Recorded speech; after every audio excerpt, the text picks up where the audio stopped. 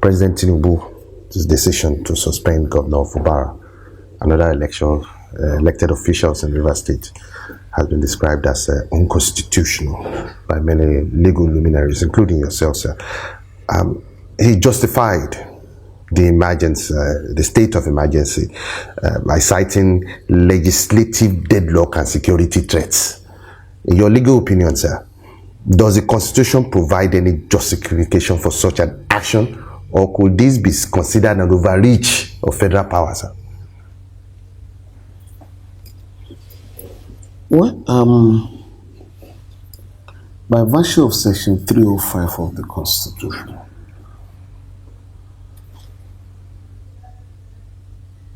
the governor of a state is empowered to request the president to impose a state of emergency, and if the governor does not do so, the president may impose a state of emergency. Once it is declared, the president is required to approach the National Assembly for endorsement within 48 hours. And the request must be supported by not less than 2/3 majority of the two houses of the National Assembly. If it is approved, the president is empowered by the Constitution to adopt extraordinary measures to restore law and order. In other words,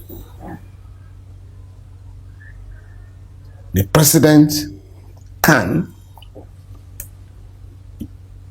increase military presence or police presence in the state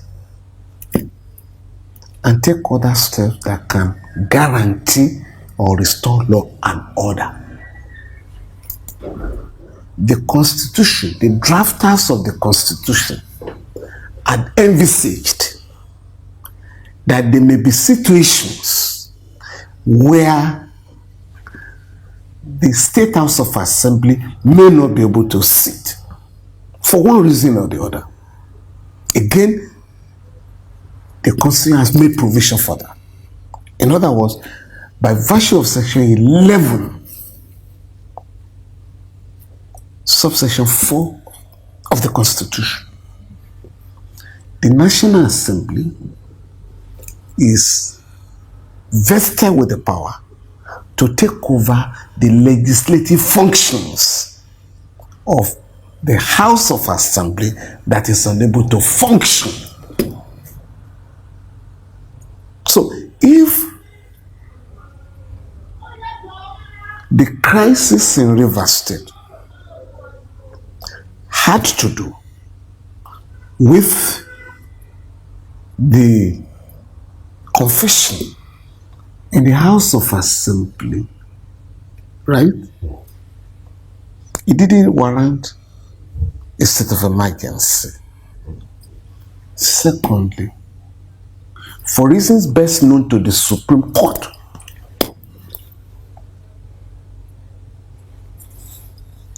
it decided that those who are defected should take over the leadership of the House, and that the governor of the state should present his budget before the House. That order was yet to be complied with when a state of emergency was declared on the state.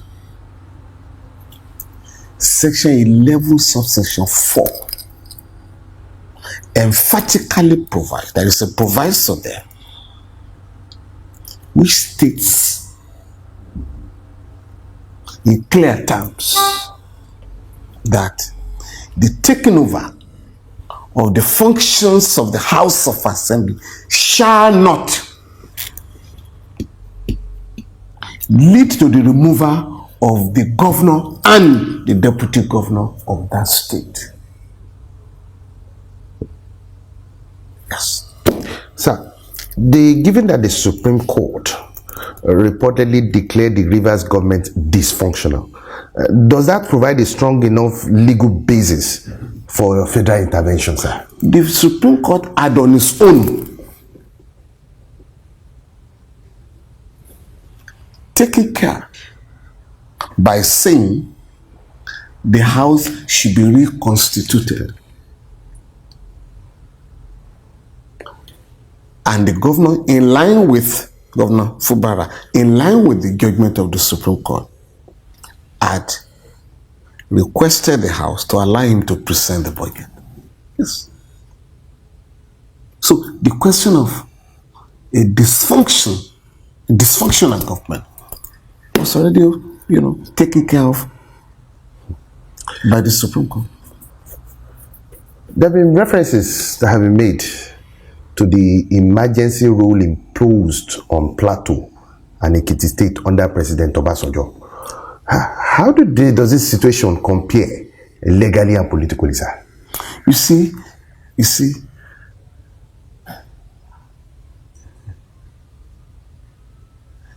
in the case of Plateau, there were civil disturbances, which, according to President Obasanjo at the material time, led to the declaration of a state of emergency. But what we did say then, and what we are saying now, that there is no provision of the Constitution that empowers the President of the Republic to hide under emergency rule to suspend an elected governor, an elected deputy governor, and elected legislators. There are pronouncements of the court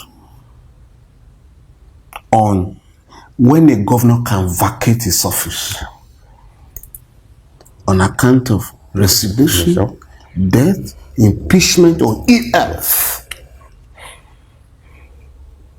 So there can be no other situation whereby a governor can be removed, because the express mention of one thing is the exclusion of another. So the law is very clear, and the law has specifically enumerated the conditions under which a governor can vacate his office. Now, sir, an emergency rule is not one of them. That's no doubt about it. Now, if the Supreme Court had previously avoided ruling in the case of Ekiti, President Obasanjo claimed there were rival claims by the deputy governor and the Speaker of the House of Assembly. Again, those are matters that have to be resolved in a court of law. In the case of Rivers State, the dispute over the defection of 27 legislators is before the Federal High Court in Port Harcourt. I think the case is adjourned to the 20th of April. But for reasons best known to the Supreme Court, it took over the case and made this pronouncement. Yes. Plus, if the Supreme Court had avoided ruling on similar cases due to procedural issues, just like you have analyzed that, what legal strategies should be employed now? No. Those who may, in order to get a substantive, those who may be aggrieved, yes, sir, and who may want to approach the court, will have to study the cases of Attorney General of Plateau State and the Attorney General of the Federation, as well as the Attorney General of Ekiti State and the Attorney General of the Federation. In both cases, the Supreme Court held that those who filed the actions didn't obtain the authority of the administrators whose appointments were being challenged, and are therefore the attorney general that filed, the attorneys general that who filed the two cases are no longer standard. But with profound respect,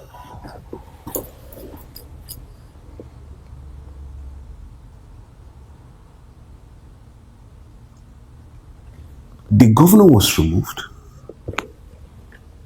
right? Or the governors were removed.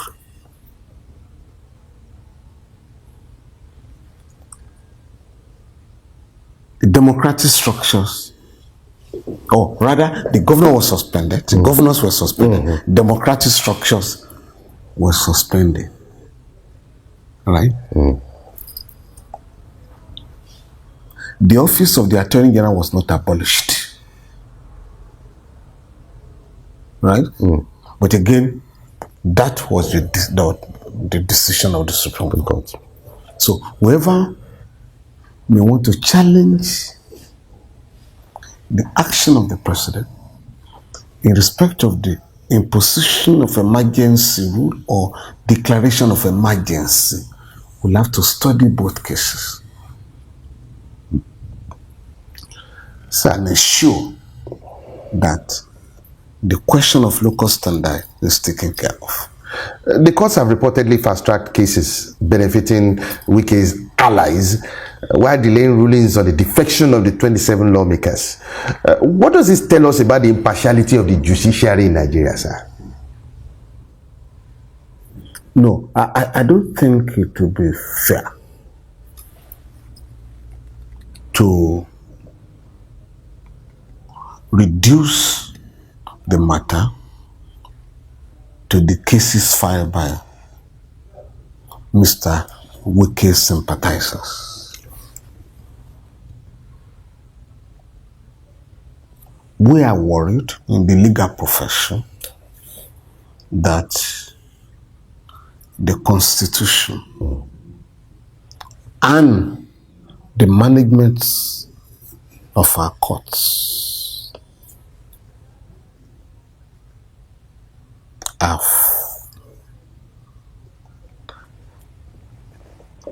as it were created a situation where political cases are fast-tracked. For instance, by virtue of Section 285 of the Constitution, governorship election cases shall be determined within 180 days. Any appeal arising from the decision of the Election Petition Tribunal shall be determined by the Court of Appeal within a period of 60 days. If the matter goes to the Supreme Court, also within a period of 60 days, altogether 10 months. With respect to presidential election disputes, legislative election disputes, they shall be determined again within 180 days. Appeals arising from them within 2 months. So altogether 8 months.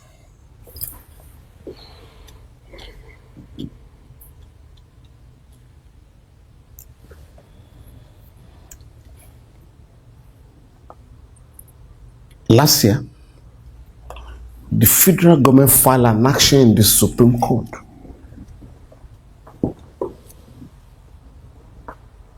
challenging the dissolution of local governments by state governors, appointment of caretaker committees or sole administrators, as well as the diversion of the statutory allocations belonging to local governments. Within a period of 47 days, judgment was delivered by the Supreme Court. the controversial cases of Rivers State. The appeals were filed in December. Judgments were delivered in February. It's about 64 days interval.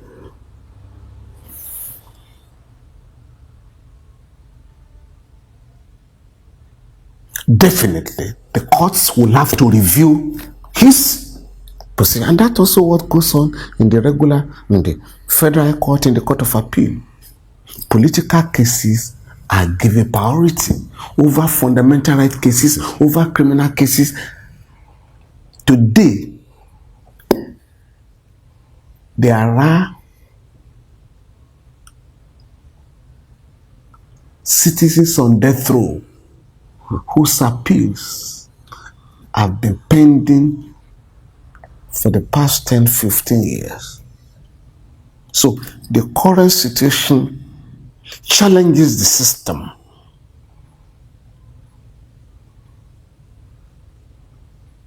to ensure that the principle of equality before the law is practicalized.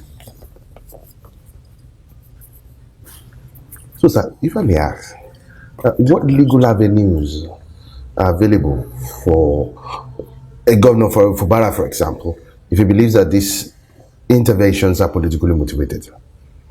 I would not want to engage in speculations.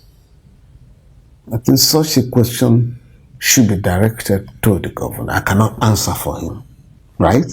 I can only look at our experience under the 1999 Constitution. By the way, on one occasion, President Obasanjo publicly threatened to impose a state of emergency on Lagos State. At the material time, the governor of the state, the current president, Asiwaju Bola Ahmed Tinubu, he made it clear and loud that if the president ever imposes a state of emergency on Lagos, the democratic experiment will be derailed. That was in 2000. In 2005, President Obasanjo even went to the extent of getting the permission of the National Assembly in advance to declare a state of emergency in Lagos. Again, Governor Bola Tinubu made it clear to him and the National Assembly that Lagosians will not accept it.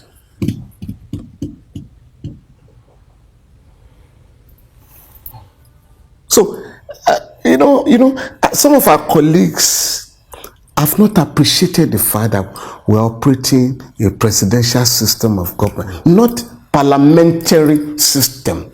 Under the parliamentary system, there was a law, right? Yeah.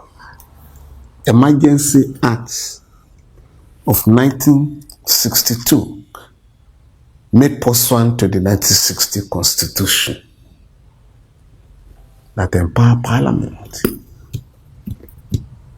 right, to pass a resolution for a declaration of a state of emergency in any region. It was done in the case of the Southwest, and that led to a serious political crisis, which was partly responsible for the collapse of the First Republic. There was an attempt in 2018 to reenact the Emergency Act.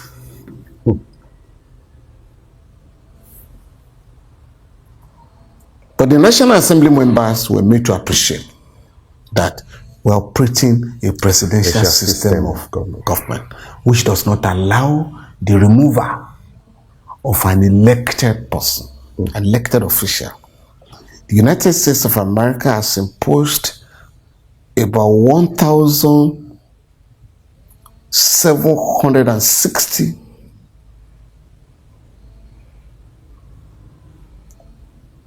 national emergencies on no occasion as a mayor be removed by the president, not to talk of a governor. Under the current democratic dispensation, the governor of a state cannot remove an elected chairman or an elected councillor, and that the appointment of sole administrators or caretaker committees to manage local governments in the country, local government councils, is unknown to law. And that if any state, if any governor dissolves or removes democratically elected local government councils, the central bank and the accountant general's office should withhold the funds of the state until the statutory allocations of the local government, until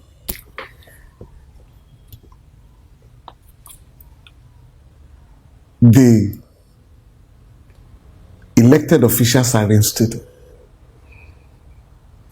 Again, there are not less than 10 cases, 8 by the Federal High Court, 1 by the Court of Appeal, and 1 by the Supreme Court, where it has been decided that a legislator, an elected parliamentarian, cannot be suspended or removed during the 4-year tenure. Because when you do that, according to the courts, you have particularly the case of Speaker Bauchi House of Assembly against Honorable Dana. Now,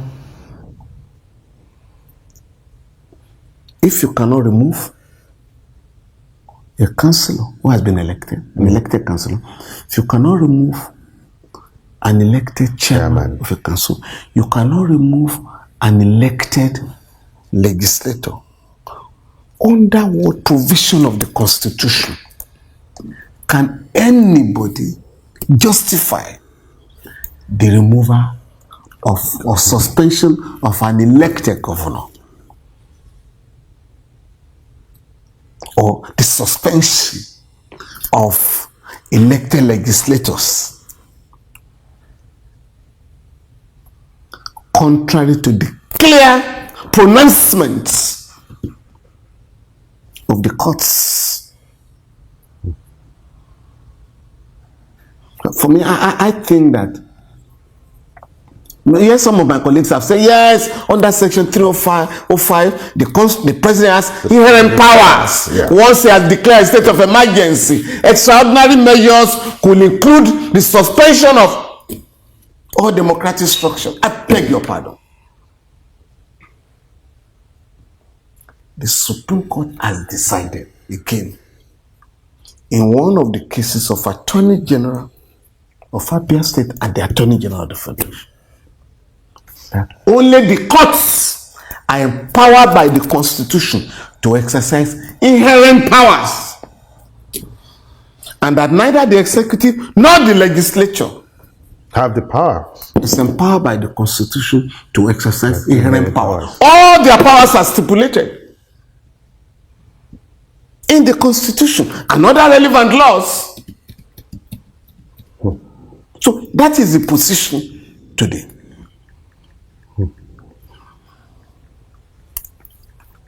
Sir, let's look at the security concerns. President Tinubu had cited militant activities, pipeline vandalization as part of the justification for the emergency rule. How valid are these concerns, and could they be addressed through normal security measures instead of imposition of this state of emergency? Again, I do not have security reports that could make me justify emergency. But as I said, the powers of the president to adopt extraordinary measures to restore law and order in any part of the country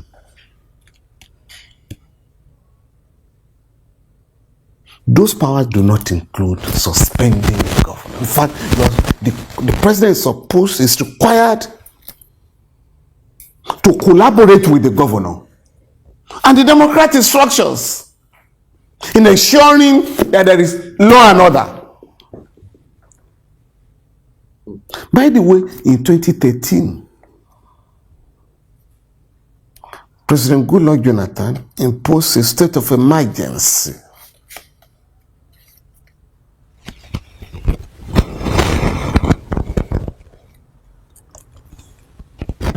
in Adamawa State, Borno State, and Yobe State. And the president was under tremendous pressure from anti-democratic forces to suspend the governors and other democratic structures in those three states. Again, some of us publicly advised the president not to succumb to the prayers of enemies of democracy, that there is no provision in the Constitution for the suspension or removal of elected officials. Again, I think in 2021, the then Attorney General of the country, Mr. Abubakar Malami, announced that the government might impose a state of emergency in Anambra State because of the activities of some government. State actors. Again, we pointed out it's the duty of the government to arrest official government and prosecute them. But you cannot hold the governor vicariously liable. More so that he doesn't control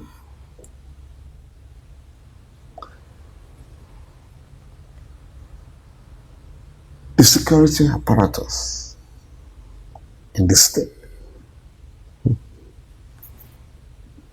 And if for any reason you declare a state of emergency to enable the president adopt extraordinary measures, it will not include the suspension of the governor and the legislation in the state.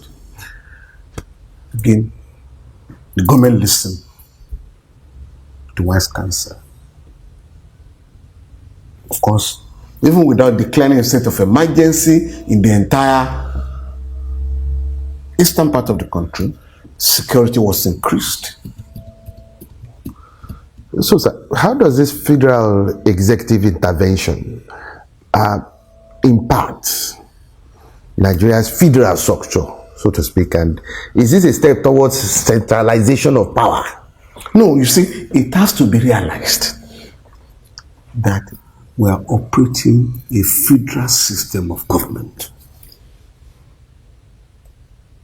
Some of the crises of security crisis in the country,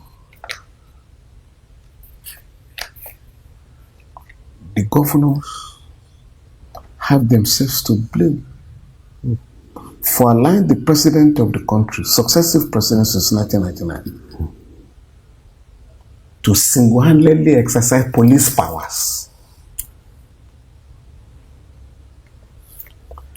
under Section 216 of the Constitution. The president cannot remove or appoint an Inspector General of Police without consultation, without consulting the Nigerian Police Council. Who are the members of the Nigerian Police Council? The president is the chairman. You have the Inspector General of Police, the chairman of Police Service Commission, and the 36 state governors. In that federal executive body, you have 3 officials of the federal government, and 36 state governors. What are the functions of the body? Of course, like I said, to advise the president on the appointment or removal of the Inspector General of Police. More importantly,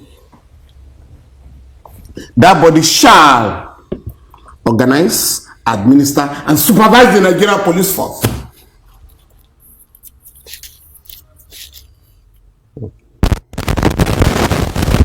The body is required to meet regularly, just like National Defense and Security Council and other federal executive bodies. But the body never meets. In fact, there was a time I had to go to court to compel the federal government or the governor to requisition a meeting of the body to discuss the worsening security situation in the country at the time. If while the case was in court, the National Assembly passed the Police Establishment Act of 2020. I think Section 6 there provides that the police council, Nigerian Police Council, shall meet at least twice a year.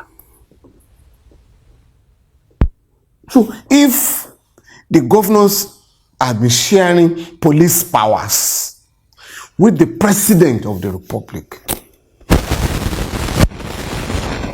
if the governors have jointly with the federal government, with the president, Inspector General of Police, and the Police Service Commission,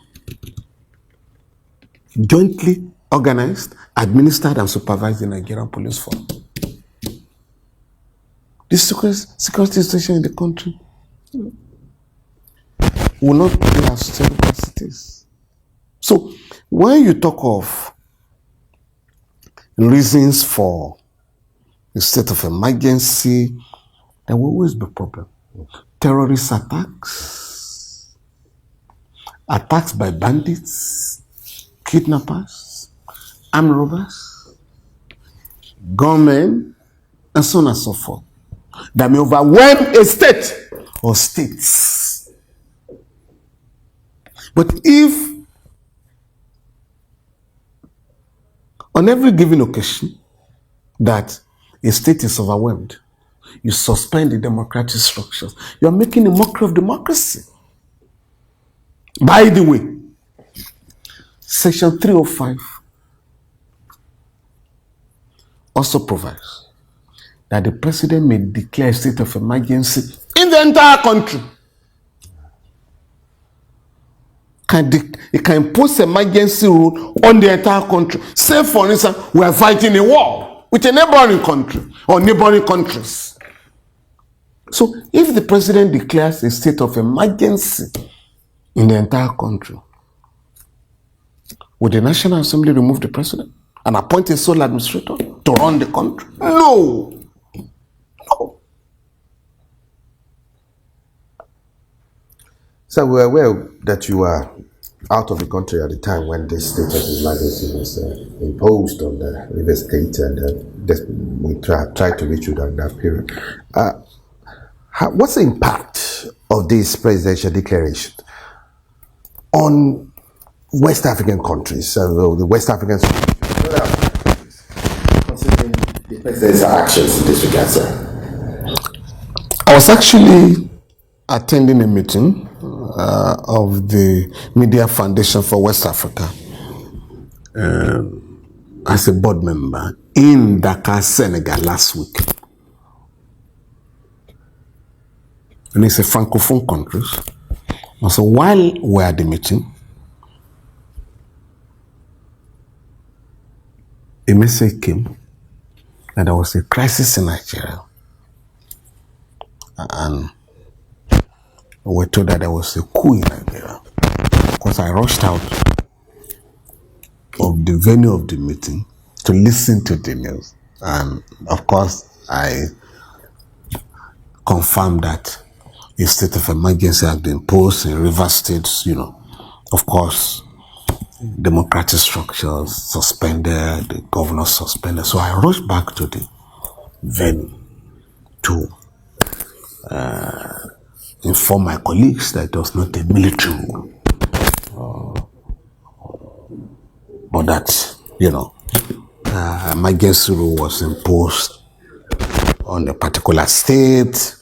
And they then asked me, yes, how can you remove an elected governor? How can you remove elected legislators? And what is the justification for they thought it was a military administrator. Again, I had to announce that. I had to clarify. And it's a retired naval officer. It took time to convince them. And of course, we had discussed on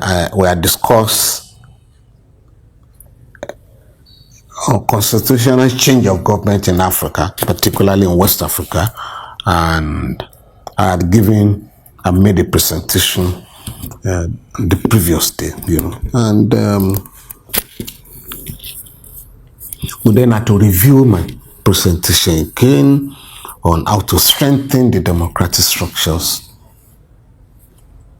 in the sub-region. And it has never been so bad. And because Nigeria is expected to show leadership in the sub-region, the embarrassment was colossal. More so that President Bola Tinubu is the current chair of the ECOWAS. So to whom much is given, much is expected. And I do hope that Nigeria will move speedily to put this matter behind it. We have no choice.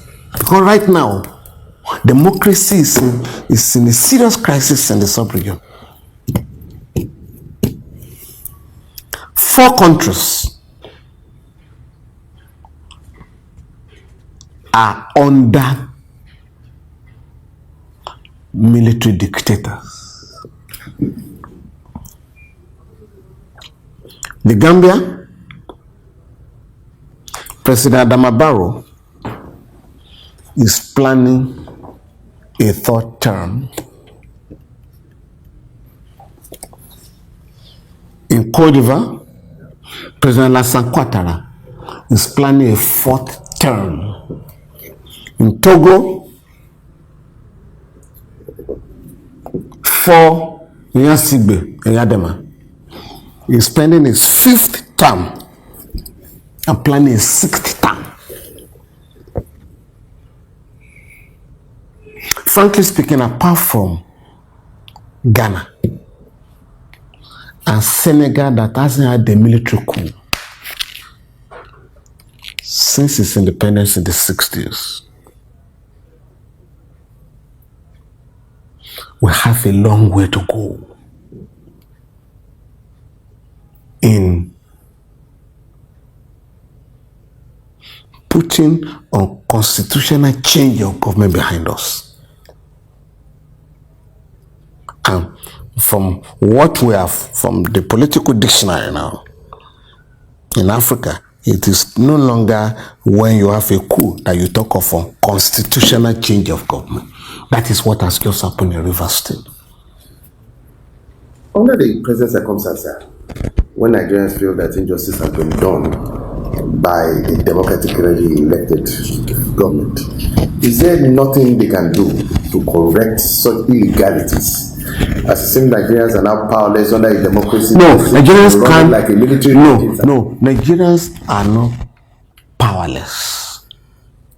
What threats to democracy requires on the part of the people is to get organized, because people are organized, they can never be defeated by dictators.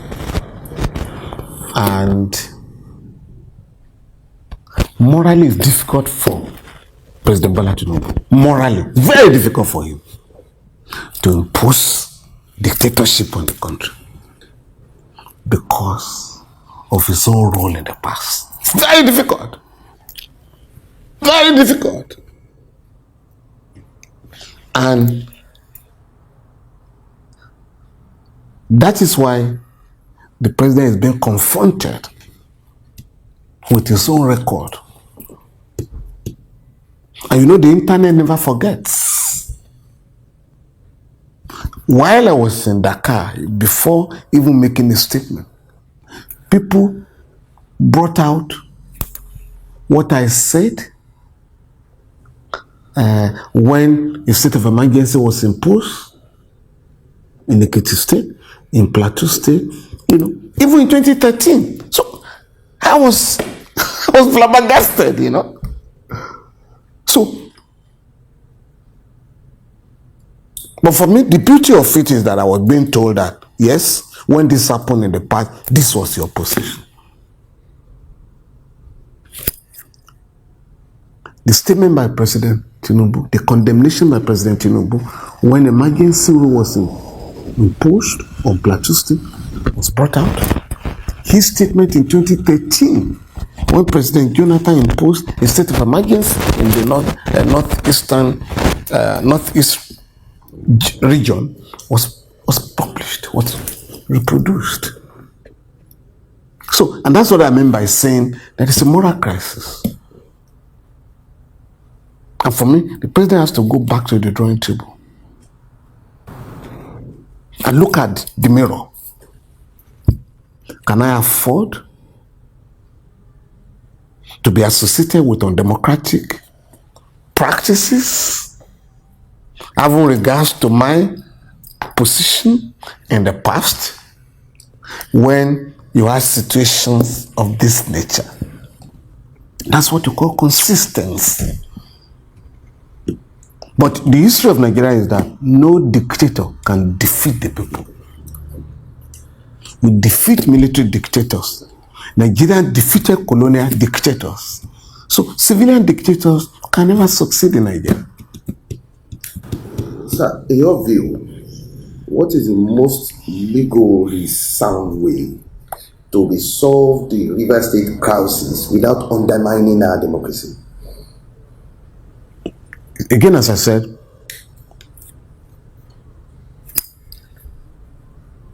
in the case of Attorney General of Lagos State and Attorney General of the Federation over the seizure of local government funds, the Supreme Court made the point that the action of the President Obasanjo, was totalitarian, and that totalitarianism is alien in a democratic country, and that the governments must never believe that the court process is too slow. Therefore, we engage in self-help.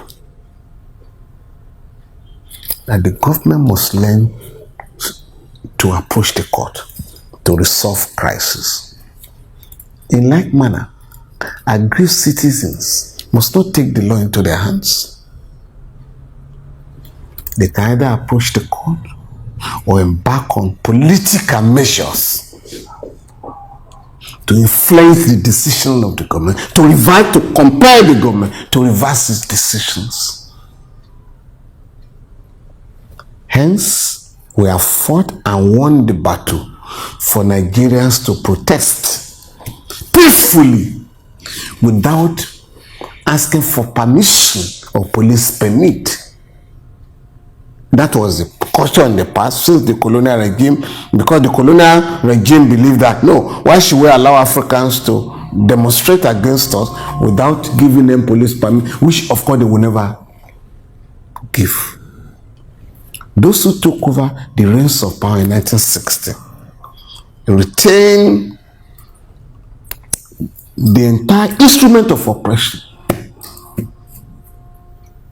and one government after the other retain the police permit as a precondition for organizing protests in the country. But we successfully challenged it. and won in 2006. The government went to the Court of Appeal. We won in 2008. And so, under the current Police Establishment Act, Section 83, subsection 4, during protest, the police shall provide security for the protesters. That is here to sink, because protesters are still blackmailed and they're harassed and tear gas, you know. So, but Nigerians have the right to protest for or against the government. Nigerians have the right to approach the court for legal redress. Nigerians have the right to engage in other, in civil disobedience, and so on and so forth. Is there any way outlined in law by which assemblies can punish lawmakers for misconduct? And what is the legal way by which assemblies can punish lawmakers when there is even a clear case of misconduct, sir? Well, you know, any country that operates under the rule of law will have to study the judgments of God and perhaps amend the law or the constitution if there is a lacuna. In 2010, about 11 legislators were suspended by the House of Reps. It was under Speaker Dimeji Bankole. So in the case of Dino Melaye and others, the Federal High Court declared the suspension illegal on the ground that it was beyond 14 days. I handled the case. In the case of Honorable Gibril against the Dogara-led House of Reps, the Federal Court declared illegal the 180 day suspension slammed on him. In the case of Honorable Dana against the Bauchi State House of Assembly, the court declared an indefinite suspension illegal. She was the only woman in a 31-member House of Assembly and the only Christian. So our male colleagues felt embarrassed and insulted that she had the temerity to criticize them in the House. So of course, the matter went on appeal, and the Court of Appeal took its time to make fundamental pronouncement. One, that you cannot suspend a legislator who has been elected. Two, you cannot seize, you cannot confiscate his or her salary. Three, that when you suspend, you also violate the rights of the constituency, the members of the constituency that elected, and that separately the members of the constituency can take action, can file an action against the House or the Senate. Again, as I said, I handle those cases. My colleague, Mr. J.S. Okutepa, SCN, handled the case of Elder Sani against the Kogi House of Assembly up to the Supreme Court, where again it was said that you have no power to suspend the legislator. The Court of Appeal in Ondo State, the State High Court have ruled against the suspension of legislators. In Edo State, the National Industrial Court has ruled against the suspension of legislators, and there are about 2 other cases. In the case of Senator Ndume against the Senate under the Bukola Saraki-led Senate, the Federal Court said it was illegal to suspend a legislator. In the case of Senator Omar Agege and the Senate, Bukola-led Senate, the Federal Court also annulled his suspension. There are judicial pronouncements on this matter. In the case of Senator Ningi, he was suspended. He briefed us. We were in the process of filing the action in court when he was recalled by the Senate. So there are cases over 10. And so you do not expect the Senate, led by a senior lawyer, in the person of Senator Godswill Akpabio, to have engaged in the impunity of suspending Senator Natasha Akpotudua. Well, you know the attitude of public officers in Nigeria now. When you remind them, what you are doing is illegal, they say, yes, it doesn't matter. Let her go to court before our fate is decided. We'll have achieved our objective. And in any case, the actions will be defended from the public treasury. So impunity continues because there is no accountability and there is no sanction for impunity.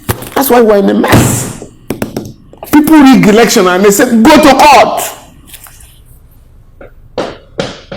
Of the ruling class engage in such either executive recklessness or legislative rascality.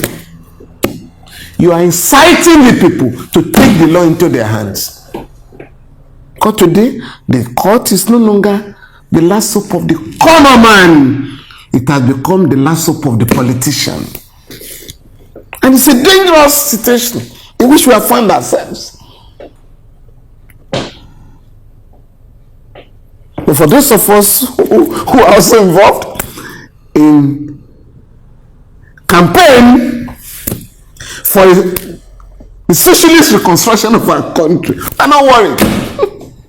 The members of the ruling class have decided to collapse their own system. So be it. Yes. Still on Senator Natasha, INEC has said it has received petitions to recall her and will proceed to verify the signatures. Meanwhile, there was a court judgment barring INEC from accepting such petitions in the interim. Why is no one, including prominent voices, talking about this? You have not even spoken about it. No, the court has reversed itself. And the judge has been compelled to withdraw from handling the case. For reasons, that may be disclosed later. But the recall exercise is bound to fail. Why do you say so? It's dead on arrival.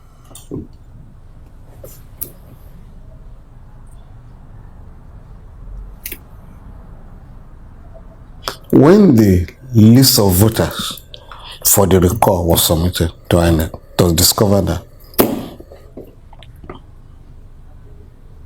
there were no addresses, there were no contacts. So the question of verifying the genuineness of the list, was problematic.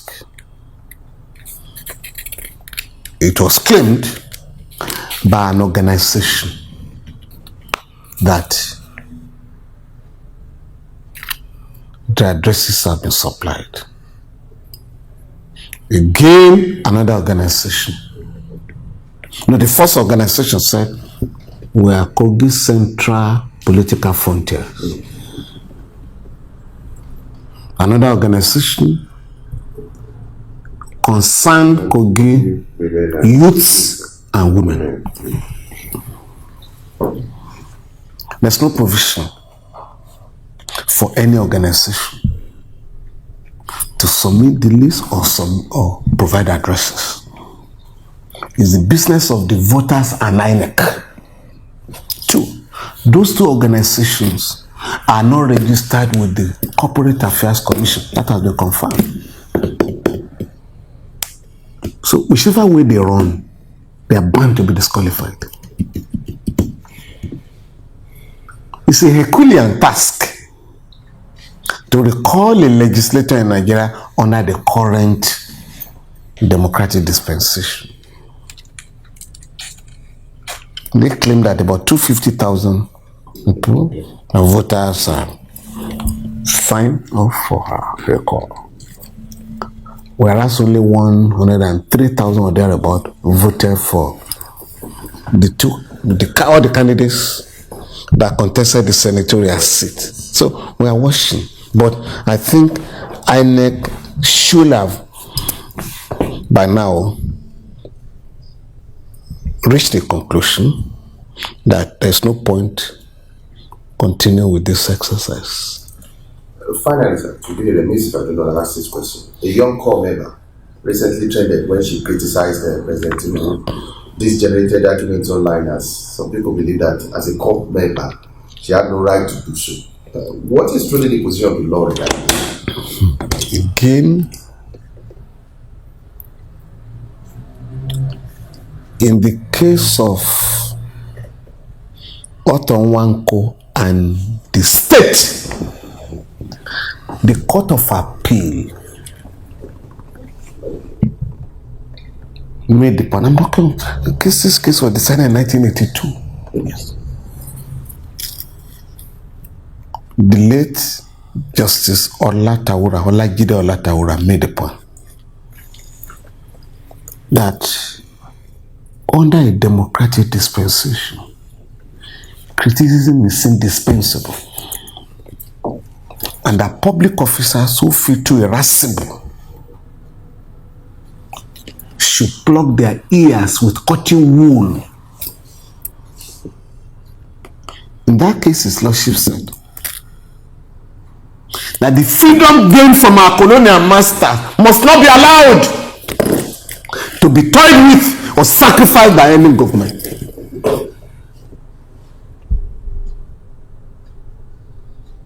Those epochal statements cannot be dismissed by any democratic government in Nigeria.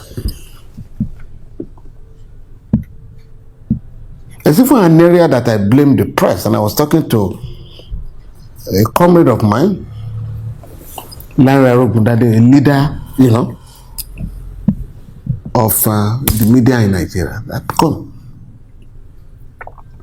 why are you allowing the police to continue to harass journalists under the Cyber Crimes Act